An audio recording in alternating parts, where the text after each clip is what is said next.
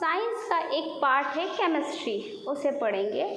Chemistry की कुछ basic चीज़ें आप 7th क्लास से ही पढ़ते आ रहे हैं, जैसे आपने 7th में ही अम्ल, क्षार और उनसे कुछ होने वाली रिएक्शंस पढ़ चुके हैं। धीरे धीरे और आप केमिस्ट्री में आगे बढ़े, उसमें आपने तत्वों की आवर्त सारणी और बोर मॉडल, थॉमसन मॉडल, ये सारे मॉडल पढ़ चुके हैं। उसके बाद केमिकल रिएक्शन किस तरह से बैलेंस की जाती है, ये सब आप पढ़ चुके हैं। जनरली देखा जाए तो हम केमिस्ट्री को हम अपनी डेली लाइफ में इस तरह से यूज़ करते हैं कि केमिस्ट्री के बिना हमारा जीवन ही नहीं है। आप सोचिए, जब आप सुबह उठते हैं तब से आप केमिस्ट्री यूज़ करते हैं। जब सुबह आप उठते हैं, ब्रश करते हैं, ब्रश के जो ब्रिसल्स हैं वो ब्रिसल्स भी किसे जो बने हैं, जिस मटेरियल के बने हैं वो क्या है, एक पॉलीमर है। पॉलीमर भी हम किस में डिस्कस करते हैं, केमिस्ट्री में। आप नहाते हैं, आप जो सोप यूज़ करते हैं वो सोप भी क्या है, केमिस्ट्री से ही रिलेटेड है, केमिस्ट्री का ही एक प्रोडक्ट है। और आप वाटर यूज़ करते हैं, आप जब अपना टिफ़िन लेके आते हैं तो आपकी मम्मी जब खाना बनाती है, अगर खाना बनाने के लिए गैस ही अवेलेबल ना हो तो मम्मी खाना कैसे बनाएगी, ठीक है। गैस में हम जो आजकल LPG गैस यूज़ की जाती है वो भी एक केमिकल रिएक्शन से ही बनती है। बायोगैस प्लांट पढ़े हैं आपने, वहाँ पे जो मीथेन गैस बनती है वो गैस भी क्या है, कार्बन और हाइड्रोजन से मिलकर ही बनी है।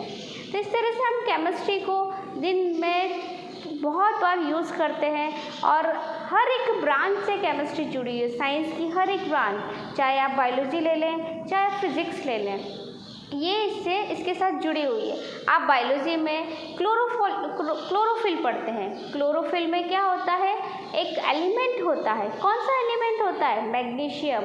आप बायोलॉजी में हीमोग्लोबिन पढ़ते हैं कि हम कहते हैं कि हमारा जो ब्लड है उसमें हीमोग्लोबिन की कमी हो जाती है तो वीकनेस आती है, तो वो हीमोग्लोबिन भी जो एक उसमें एक एलिमेंट होता है, आयरन, कहा जाता है ना कि आयरन की कमी हो गई है, हीमोग्लोबिन कम हो रहा है, आयरन की टैबलेट्स दी जाती है। हम फिज़िक्स में भी कई तरह से हम जो सेल पढ़ते हैं फिज़िक्स में वो केमिस्ट्री से ही रिलेटेड है। केमिकल रिएक्शन से ही यहाँ पर सेल को समझाया जाता है। हर एक ब्रांच में केमिस्ट्री तो आती ही है।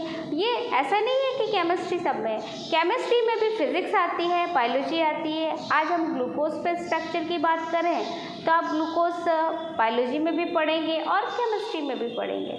तो केमिस्ट्री, फिज़िक्स, बायोलॉजी ये तीनों एक दूसरे से रिलेटेड है। इसलिए आप जब जैसे जैसे बड़ी क्लास में आते हैं इनको और डिस्क्राइब कर दिया जाता है। डिस्क्राइब करने के बाद इनका जो मटेरियल है वो ज़्यादा हो जाता है, इसलिए हर एक की एक एक बुक बन जाती है। तो केमिस्ट्री है, जो केमिस्ट्री में भी हम 3 पार्ट मेनली जो पढ़ते हैं, 3 पार्ट केमिस्ट्री के पढ़ते हैं। देखते हैं हम केमिस्ट्री कहते कैसे हैं। विज्ञान की वह शाखा जिसमें पदार्थों के संश्लेषण में बनाना, पदार्थों को किस तरह से बनाया जाता है, उनका संगठन कितना है, कि कितनी मात्रा इसमें मिली हुई है, उनके गुणधर्म क्या है, उनकी फिजिकल प्रॉपर्टीज़, उनकी केमिकल प्रॉपर्टीज़ और अभिक्रियाएं, वो आपस में कैसे रिएक्ट होते हैं जब 2 पदार्थों को आपस में मिला दिया जाता है। इन सब क्रियाओं का जो अध्ययन किया जाता है वो क्या कहलाती है, रसायन विज्ञान। थोड़ा सा डिटेल में पढ़ते हैं। पदार्थ क्या है, विज्ञान की वह शाखा जिसमें पदार्थ क्या होते हैं, पदार्थ हम छोटी क्लासों में पढ़ते हैं। जैसे कि मैंने कहा कि 7th क्लास से आप थोड़ी सी केमिस्ट्री आपकी स्टार्ट हो गई थी, तो उसमें सबसे पहले आपने पदार्थ देखा। पदार्थ क्या होते हैं, वे पदार्थ जिसमें क्या क्या हो, आयतन हो और भार हो। आयतन हो, भार हो और स्थान घेरते हो, घेरते हैं, वो सारे ही क्या होते हैं, पदार्थ होते हैं। जैसे मैंने ये चौक मैंने अपने हाथ में रखी है। अगर ये चौक मेरे हाथ में नहीं होती तो ये जगह खाली होती। अब इस चौक ने क्या करा, यहाँ पर स्थान घेरा और मेरे दोनों हाथों में वेट किस में होगा, थोड़ा सा इस चौक के कारण इस हाथ में वेट होगा, तो इसने स्थान भी घेरा और ये क्या है, इसमें भार भी है। तो ऐसे को हम क्या बोलते हैं, ऐसी चीज़ों को हम पदार्थ बोलते हैं। तो सारी गैसें, जैसे हम वायु कहते हैं, वायु के लिए हम एग्जाम्पल ले सकते हैं, जैसे बलून, हम बलून फुलाते हैं तो एक हमने खाली लिया है जिसमें हमने हवा नहीं भरी है, और एक हमने हवा फुला कर एक गुब्बारे को रखा है। बताइए कौन ज़्यादा स्थान घेर रहा है? ठीक है, वो वस्तु बड़ी हो गई, पदार्थ वो भी है, खाली बलून भी है, क्योंकि उसमें हमने हवा नहीं भरी, लेकिन वायुमंडल की एयर तो उसमें है, तो वो भी पदार्थ कहलाया। उसने इतना स्पेस लिया है तो वो भी क्या है, पदार्थ है। ठीक है, तो वे पदार्थ क्या होते हैं, जिनमें भार होता है और वो स्थान घेरते हैं, वो सभी चीज़ें क्या कहलाती है, पदार्थ। पदार्थों के संश्लेषण किस तरह से ये बने हैं? मैं कह रही हूँ ऑक्सीजन है, ऑक्सीजन गैस इसमें किसी चीज़ में मैंने भरी है, ऑक्सीजन भरी है, हाइड्रोजन भरी है, तो वो ऑक्सीजन गैस बनी कैसे है? कार्बन डाइऑक्साइड है, हम कह रहे हैं कि हम वातावरण में कार्बन डाइऑक्साइड गैस छोड़ रहे हैं, तो कार्बन डाइऑक्साइड गैस बनती कैसे है? संश्लेषण। आपने सुना है कि जब हम किसी धातु को किसी अम्ल के अंदर डाल दें तो क्या होती है, हाइड्रोजन गैस निकलती है, और हाइड्रोजन गैस निकलती है तो एक विस्फोटक ध्वनि होती है। तो वो हाइड्रोजन गैस बनी कैसे, उसकी रिएक्शन हम कैसे समझ रहे हैं, उसको कैसे बनी, वो सारी संश्लेषण वो हम किस में पढ़ते हैं, रसायन में। संगठन कितना है, जैसे H2O है, इस H2O में हाइड्रोजन भी है और ऑक्सीजन भी है, तो इसमें हाइड्रोजन कितना परसेंटेज है, ऑक्सीजन कितना परसेंटेज है, इन दोनों का रेशो कितना है? या सपोज कोई रिएक्शन हो रही है कि कैल्शियम कार्बोनेट को गर्म करा तो calcium oxide plus CO2 gas निकली, तो यहाँ पे इसका संगठन कितना था, कितना कैल्शियम था, कितना कार्बन था, पूरा कार्बोनेट कितना था, यहाँ कैल्शियम ऑक्सीजन कितना है, ये संगठन। और उनके गुणधर्म किस तरह के गुण है, जैसे आपने सुना पढ़ा है फिजिकल और केमिकल प्रॉपर्टीज़, जैसे हम फिजिकल में कोई भी फिजिकल स्टेट में चेंज हो रहा है कि गैसीय अवस्था में आ रहे हैं या सॉलिड स्टेट में आ रहे हैं, तो वो जो चेंजेस आ रहे हैं, या फिर केमिकल प्रॉपर्टीज़ कि उसमें जब हमने इसको मिलाया, इसको हीट दी, तो हीट देने पर कार्बन डाइऑक्साइड गैस निकली। अब ये गैस निकली, ये तो हम कह रहे हैं गैस निकली, लेकिन उस गैस को पहचाना कैसे, गुणधर्म पहचाना कैसे? क्या आपको बोलती हुई जा रही है वो कार्बन डाइऑक्साइड गैस है, कि वो गैस जो निकल रही है इस तरह से कि इसमें लिखा हुआ आ रहा है CO2, किस तरह से मालूम पड़ता है? उसके गुणधर्मों से मालूम पड़ता है, क्योंकि कार्बन डाइऑक्साइड का नेचर क्या है, कार्बन डाइऑक्साइड आग बुझाने में सहायक है। तो जैसे ही हम माचिस की तीली लेके जाएंगे, तो माचिस की तीली लेके जाएंगे तो वहाँ पे माचिस की तीली बुझ जाएगी, उससे मालूम पड़ जाता है कि ये जो गैस निकल रही है, ये गैस कौन सी है, कार्बन डाइऑक्साइड। तो हमको गुणधर्म मालूम पड़े। अभिक्रियाओं का अध्ययन कि ये अभिक्रिया हो रही है, कैल्शियम कार्बोनेट हमने गर्म करा है, तो कैल्शियम कार्बोनेट गर्म करने से कैल्शियम ऑक्साइड और CO2 गैस निकली, ये हमको अभिक्रियाओं का अध्ययन हम कर रहे हैं। वो सारी चीज़ किस में आती है, रसायन विज्ञान में आती है। इस तरह से हम कई चीज़ों को समझ सकते हैं रसायन विज्ञान में कि केमिकल रिएक्शन किस तरह से होती है। अभी तो हमने देखा कि रसायन विज्ञान होता क्या है। अब हम देखते हैं रसायन विज्ञान की कितनी शाखाएं होती है, कितनी शाखा होती है। पहली है इसमें inorganic chemistry. Inorganic chemistry, inorganic जहाँ पर हम सारे एलिमेंट्स की और उनमें कैसे बॉन्डिंग हो रही, किस तरह का वो एक दूसरे से बॉन्ड बना रहे हैं, बॉन्ड ब्रेक हो रहा है, वो सारी चीज़ें हम इनऑर्गेनिक केमिस्ट्री में पढ़ते हैं।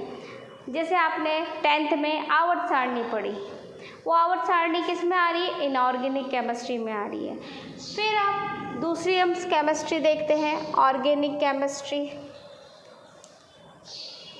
ऑर्गेनिक में जिससे कार्बन से रिलेटेड चीज़ों का अध्ययन हो, कार्बन से रिलेटेड कंपाउंड जैसे कि हाइड्रोकार्बन का जो भी हम अध्ययन करते हैं वो सब किस में आता है, ऑर्गेनिक केमिस्ट्री में। जैसे आपने 10th क्लास में किसका अध्ययन करा। एक आपका चैप्टर था कार्बन वाला जिसमें आपने IUPAC नाम और ये सभी चीज़ें पढ़ी थी। वो सारी चीज़ें हम किस में पढ़ते हैं? ऑर्गेनिक केमिस्ट्री में। तीसरी आती है फिजिकल केमिस्ट्री। फिजिकल केमिस्ट्री जैसे कि आपने एक अधातु और धातु वाला चैप्टर अगर आपने 9th या 10th जिसमें भी पढ़ा हो, उसमें आया था कि जैसे सोडियम होता है तो सोडियम को अगर पानी में डाल दिया जाए तो जल्दी से क्रियाशील हो जाता है, और उसी फिर मैग्नीशियम में अगर यही चीज़ करें तो थोड़ी सी कम क्रिया होती है। उसी के बेसिस पे एक टेबल बनी हुई है इलेक्ट्रोकेमिस्ट्री की। इलेक्ट्रोकेमिस्ट्री की एक टेबल बनी हुई है कि सबसे ज़्यादा क्रियाशील धातु कौन सी है, उससे कम क्रियाशील धातु कौन सी है। तो ये सारी चीज़ें जो हम रिएक्टिविटी और रिएक्शन का जो है वेग कि कौन सी रिएक्शन तेज़ी से हो रही है, कौन सी रिएक्शन धीमी गति से हो रही है, इस तरह की कुछ चीज़ों का अध्ययन जो है कि साम्यावस्था जैसे कि सॉलिड है, सॉलिड से गैस में कन्वर्ट हो रहा है, गैस से सॉलिड में कन्वर्ट हो रहा है, एब्जॉर्प्शन यानी कि अवशोषण, अधिशोषण, ये सारी जो चीज़ों का अध्ययन हम कर रहे हैं फिजिकल केमिस्ट्री में करते हैं। धीरे धीरे आपको समझ में आने लगेगा कि कौन सा पार्ट फिजिकल केमिस्ट्री का है, कौन सा पार्ट ऑर्गेनिक केमिस्ट्री का है और कौन सा पार्ट इनऑर्गेनिक केमिस्ट्री का है। तो आज हम सबसे पहले जो आपका चैप्टर पढ़ने जा रहे हैं वो है some basic concept of chemistry. Basic चीज़ें, केमिस्ट्री की जो बेसिक चीज़ें हैं वो इनको पढ़ते हुए हम आगे बढ़ेंगे तो हमें केमिस्ट्री की स्टेप बाय स्टेप नॉलेज बढ़ती जाएगी। एक जैसे हम शुरुआत में हम जैसे सीढ़ियाँ चढ़ते हैं तो सीढ़ियाँ पहले हमने एक सीढ़ी चढ़ी, फिर दूसरी सीढ़ी चढ़ी, तो हमें ये ध्यान रखना है कि हम हर एक चैप्टर को, हर एक पार्ट को अच्छे से समझेंगे तब हमको आगे का नई चीज़ समझ में आने लगेगी। एक बात और, 11th क्लास में जो आप चीज़ें पढ़ते हैं, चाहे आप केमिस्ट्री पढ़ें, चाहे बायोलॉजी पढ़ें या फिजिक्स पढ़ें, कुछ भी जब पढ़ते हैं तो आप ये चीज़ ध्यान में रखिए, अभी आप क्या पढ़ रहे हैं, अभी आप नर्सरी क्लास में हैं साइंस की, जिसमें आप साइंस की कुछ ABCD पढ़ रहे हैं, बेसिक नॉलेज ले रहे हैं आप। उसके बाद धीरे धीरे हम उसी नॉलेज के आधार पर आगे बढ़ेंगे।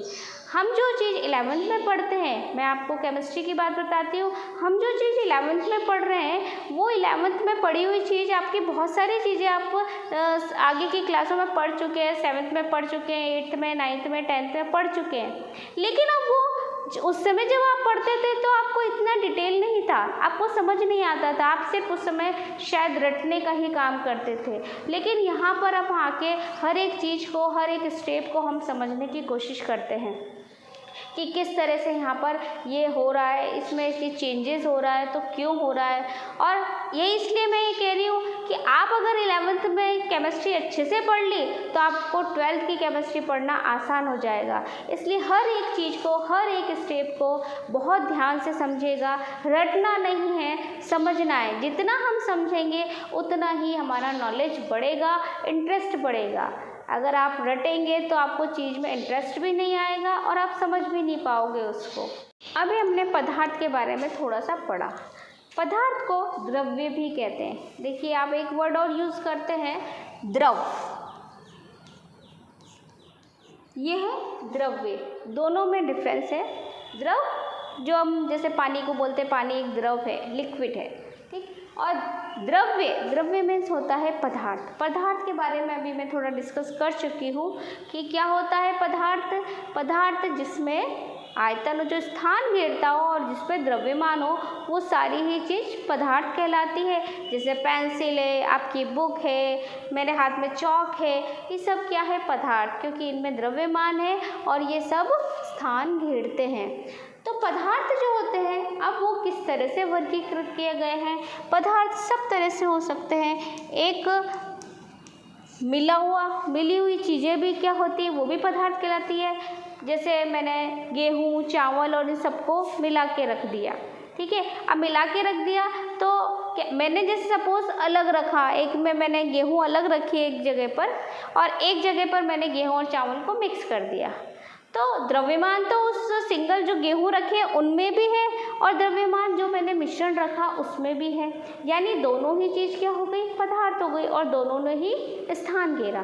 तो हम पदार्थ में देखते हैं कि पदार्थ कितने, यहाँ पर क्या हो गया, पदार्थ में एक प्रकार हो गया है, यहाँ पर हम वर्गीकरण देखते हैं मिश्रण, और दूसरा होता है शुद्ध पदार्थ। जैसे कि मैंने अभी आपको बताया कि एक तरफ मैंने गेहूँ रखे हैं तो वो गेहूँ क्या है, शुद्ध है, प्योरली मैंने केवल गेहूँ ही रखे हैं, और एक तरफ मैंने गेहूँ और चावल को मिक्स कर दिया, कहे तो दोनों ही पदार्थ, दोनों में द्रव्यमान हुआ।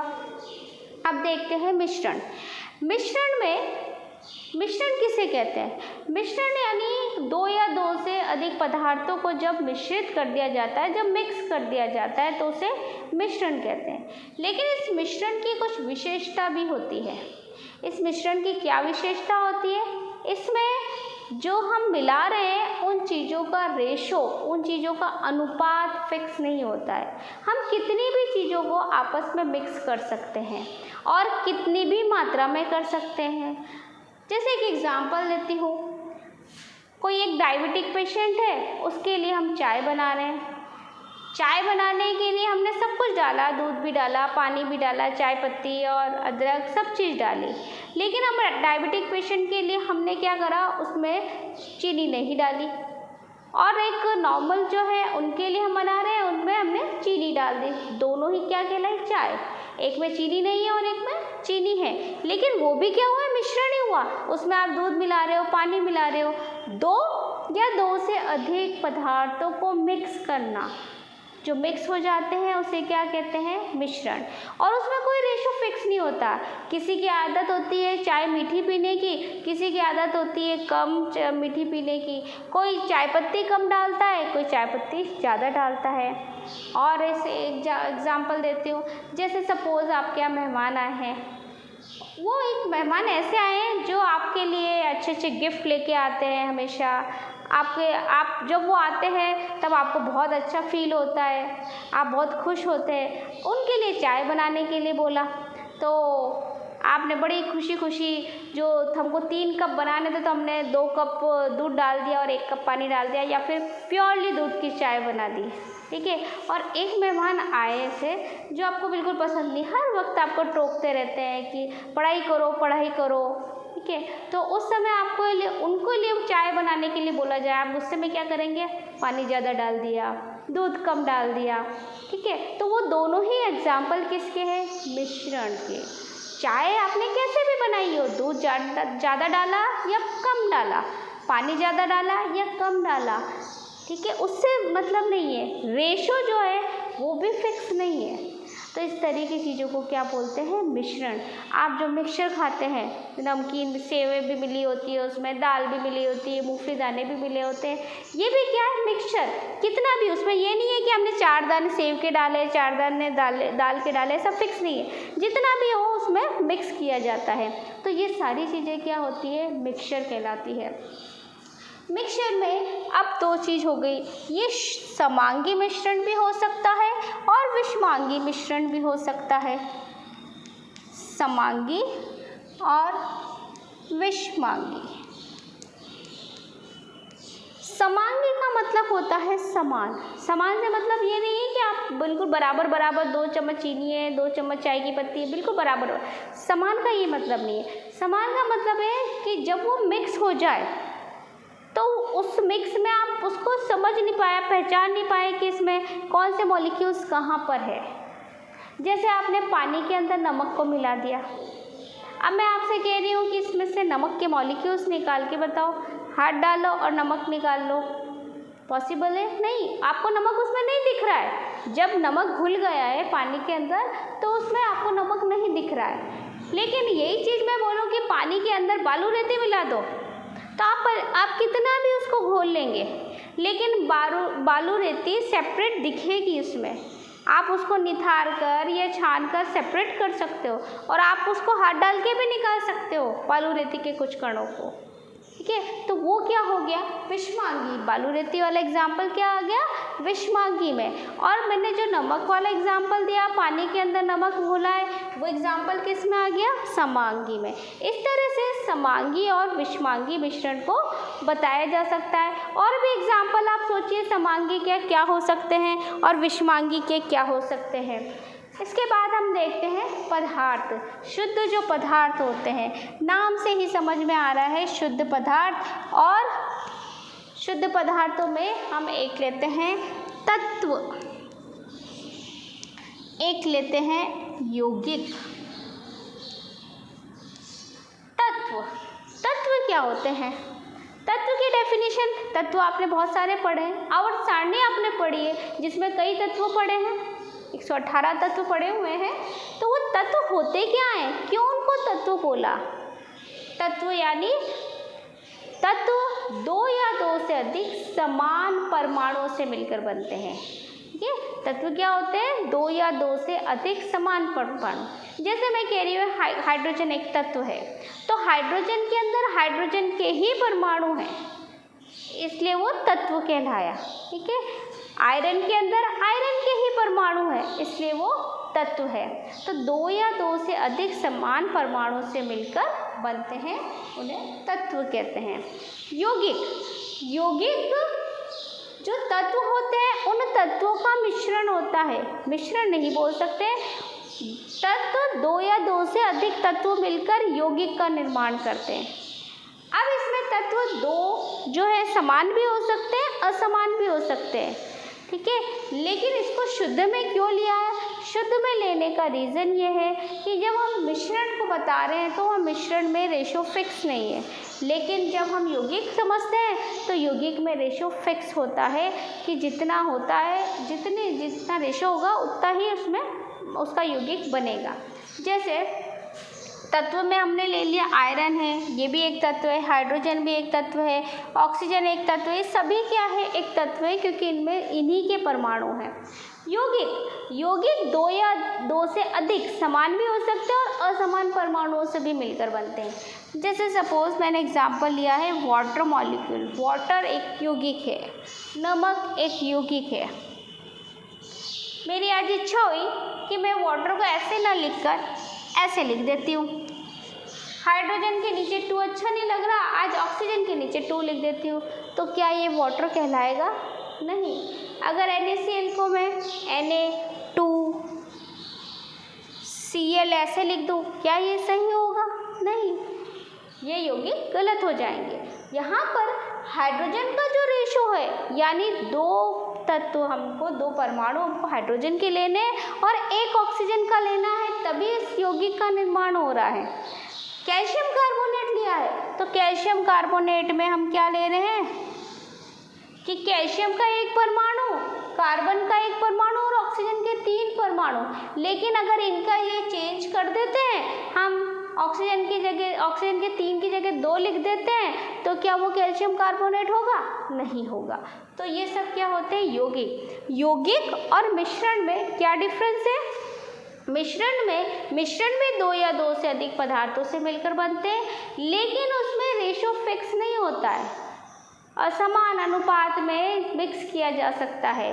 और यौगिक जो होते हैं वो यौगिक 2 या 2 से अधिक समान या असमान परमाणु से मिलकर बनते हैं, लेकिन उनका अनुपात निश्चित होता है। एक निश्चित अनुपात में जब तत्व आपस में मिलते हैं तब उसे यौगिक कहते हैं। तो ये है यौगिक और मिश्रण का डेफिनेशन, और इसमें अंतर भी पूछा जाता है। ये सब जो आपने देखा, ये जो मैं वर्गीकरण बताया मैंने पदार्थ का, ये सब क्या है, इसके एक केमिकल प्रॉपर्टीज़ के बेस पे बता सकते हैं कि ये सारी चीज़ें हम केमिकली बताते हैं। यौगिक में तत्वों का संश्लेषण, तत्व किस तरह से यौगिक का निर्माण करते हैं, तो ये सारी चीज़ें हम केमिकल गुण इनके उस पर डिपेंड करते हैं। अब हम जो पदार्थ हैं उन पदार्थों को फिज़िकली देखते हैं कि वो फिज़िकली किस तरह से डिवाइड होते हैं, किस तरह से उनका वर्गीकरण होता है। फिजिकली हम द्रव्य को देखें तो तो उसको 3 पार्ट में डिवाइड करा। 3 स्टेट इसकी बताइए, सॉलिड ठोस जिसको बोलते हैं, लिक्विड जिसको द्रव बोलते हैं, gas. Solid, liquid and gas, इन 3 अवस्थाओं में द्रव्य को बांटा गया है। इनके बारे में आप और इनके गुणों के बारे में आप छोटी क्लासों में पढ़ चुके हैं, लेकिन फिर भी एक थोड़ा सा रिकैप हो जाए कि ठोस जो होते हैं उसके जो कण होते हैं वो पास पास होते हैं। द्रव के जो कण होते हैं ठोस के कंपैरिजन डिस्टेंस पे होते हैं, और गैस के कण जो होते हैं वो द्रव से भी ज़्यादा दूर दूर होते हैं। अब जब ये पास पास होते हैं तो इनका आकर्षण बल ज़्यादा होता है, ये एक दूसरे को अट्रैक्ट करके रखते हैं, जोड़ के रखते हैं, और इनका कुछ शेप होता है। यहाँ पर इनमें जब डिस्टेंस है तो इनके कंपैरिजन, ठोस के कंपैरिजन जो लिक्विड होते हैं उसमें अट्रैक्शन थोड़ा कम होता है, उनका इंटरमॉलिक्यूलर जो डिस्टेंस है वो बढ़ जाता है, उसके कारण यहाँ पे अट्रैक्शन कम हो जाता है, इंटरमॉलिक्यूलर अट्रैक्शन कम हो जाता है। और यहाँ पे और भी कम हो जाता है क्योंकि ये तो बहुत ज़्यादा डिस्टेंस पे होते हैं। गैस के मॉलिक्यूल को जितना बड़ा पात्र मिलता है उतने ही बड़े पात्र में वो फैल जाते हैं। सॉलिड, हम बर्फ़ को, अगर हम बर्फ़ लें तो बर्फ़ को अगर हम एक ग्लास में रखें तो बर्फ़ क्यूब, जो आइस क्यूब ले रहे हैं, उस आइस क्यूब को हम अगर ग्लास में रखें तो वो आइस क्यूब जितना स्पेस उस ग्लास में रखेंगे उतना लेगी, और उसको हम एक प्लेट में रखें तो भी वो उतना ही स्पेस लेगी। लेकिन जब हम लिक्विड में लेते हैं तो लिक्विड को अगर हम पानी को अगर हम एक ग्लास में लेते हैं तो उसका लेवल कुछ अलग होता है, उसका आयतन कुछ अलग होता है, और अगर हम उसको एक बड़ी प्लेट में ले लें तो उसका शेप और आयतन, आयतन नहीं, शेप कुछ अलग हो जाएगा। और यहाँ पर हम गैस को देखें तो गैस का नेचर तो क्या है, जितना बड़ा पात्र मिलेगा वो उसी पूरे पात्र में फैल जाती है। तो इस तरह से सॉलिड, गैस और लिक्विड में इसको बांटा गया है, और ये सारी चीज़ें जो है आप पहले पढ़ चुके हैं। आज जो हमने देखा वो हमने सब कुछ जो पहले की सब चीज़ें थी उन्हीं को रिवाइज करा है, और इसी से हम धीरे धीरे आगे बढ़ेंगे।